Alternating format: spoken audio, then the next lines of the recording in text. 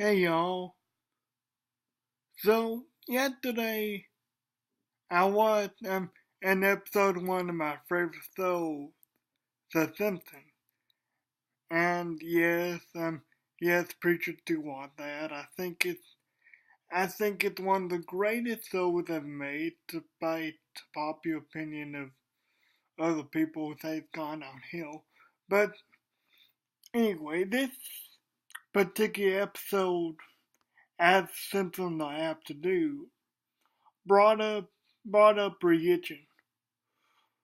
More specifically, the question of why doesn't everyone get in heaven? I mean, if you've lived a good life, if you've been good enough and all that, why don't you get in heaven? And that got me thinking just not about that question, but about skeptics in general, or indeed some some of the questions you almost guaranteed to get when talking to a non-believer, such as one of the biggest hang-ups, in my opinion, I think, is that question. Hey, why doesn't everyone get in heaven? I mean, why doesn't my grandmother go to heaven if she lived a great life? If she's been nice to the people, why doesn't everyone just go to heaven? And that may be a bit complicated to explain, still, if you use scripture, but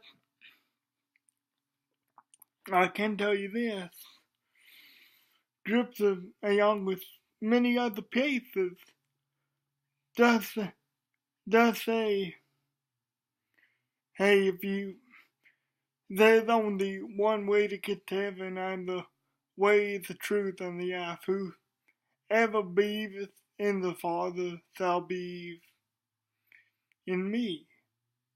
I mean, along with the other thing that you can get out of that, but that's just one of the most popular. Did did you know, for example, that one of the biggest things that people with the world like to cling on to is what separates Christianity from every other religion. I mean, just man-made, written down. I mean, the basis on it, it was written 2,000 years ago, so human mortal people could have written down or could have written something about that. And I don't know. I think that's a pretty weak argument in and of itself, but yet something I found. Did you know that?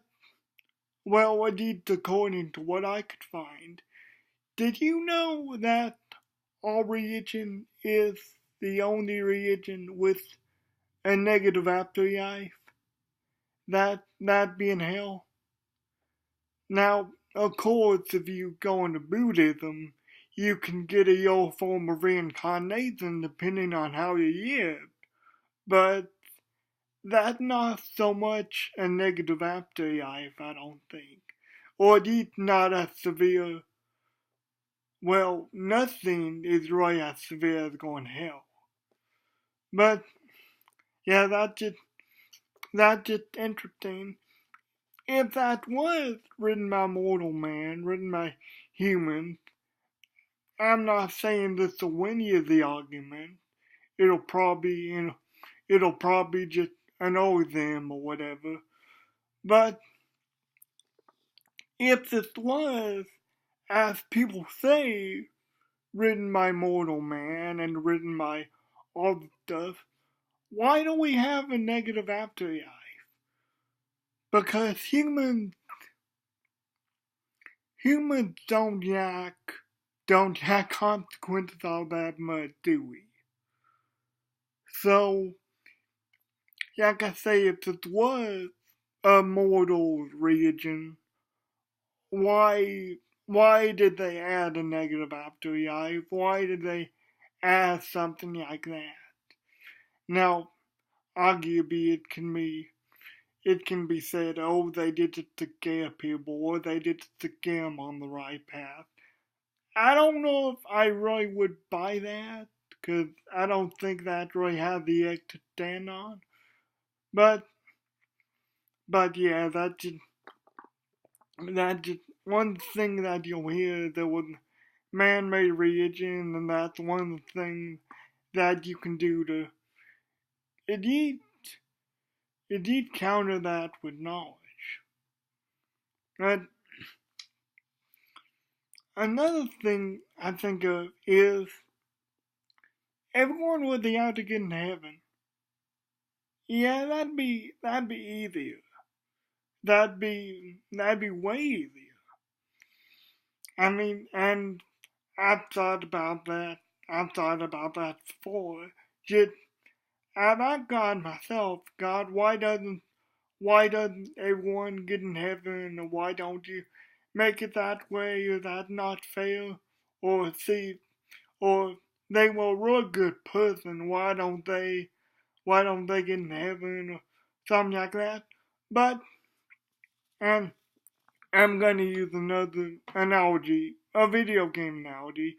The people who play video games will get this, but even the people who don't, they'll probably get it too.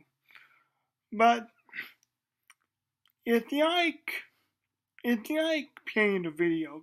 This is not a perfect analogy by any means, but isn't it more rewarding to